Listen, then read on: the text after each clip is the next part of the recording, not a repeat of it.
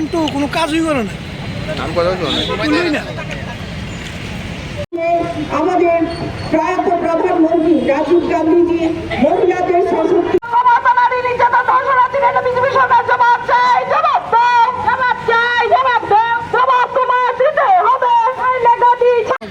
আর আমি যে টিভির ভিতরে চলতেছে টিভি সব দেখতে রে দিল্লি শহরে কিতা হয়েছে, কবে আইব কিতা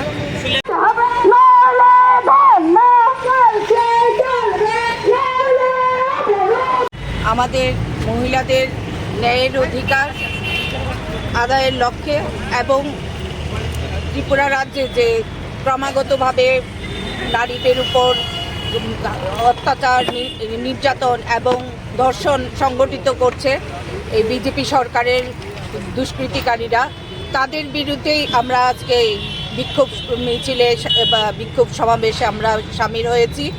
আপনারা জানেন সর্বভারতীয় মহিলা কংগ্রেসের সভানেত্রী অলকালাম বাজি আমাদের 33% মহিলা সংরক্ষণের বিল পাশ হয়ে গেছে বিগত লোকসভা নির্বাচনের প্রাক্কালে, কিন্তু সেটার ইমপ্লিমেন্টেশনের কোনো ব্যবস্থায় ওরা করতে পারেনি।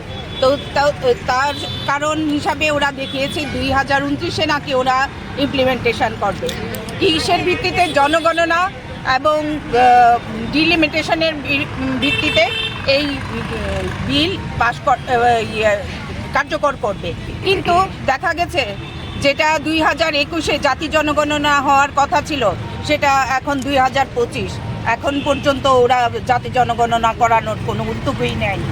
সেই ক্ষেত্রে আমরা মহিলা কংগ্রেসের তরফ থেকে বারবার এটার দাবি জানাচ্ছি যে মহিলা সংরক্ষণ বিল অবিলম্বে যেন কার্যকর করা হয়, যাতে করে আমরা মহিলারা যেভাবে আমাদের প্রয়াত প্রধানমন্ত্রী রাজীব গান্ধীজি ত্রিস্তর পঞ্চায়েতে পৌর নিগমে আমাদের মহিলাদের যে অধিকার দিয়ে গেছেন, যার দরুন আজকে আমরা মহিলারা সবাই আমাদের অধিকার আদায়ে লড়াই করে যাচ্ছি।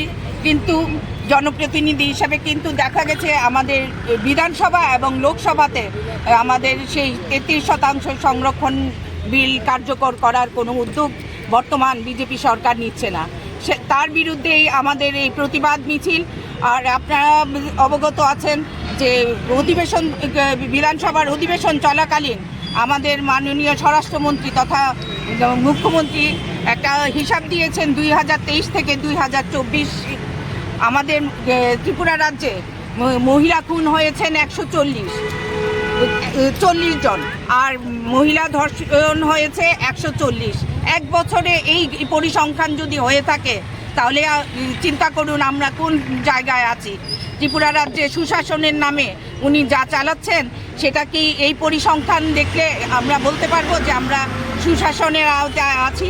তাই আমাদের ত্রিপুরা রাজ্যে মহিলাদের নিরাপত্তা সুনিশ্চিত করার লক্ষ্যে এবং আমাদের 33% মহিলা সংরক্ষণ বিল অবিলম্বে কার্যকর করার দাবিতেই আমাদের আজকের এই বিক্ষোভ।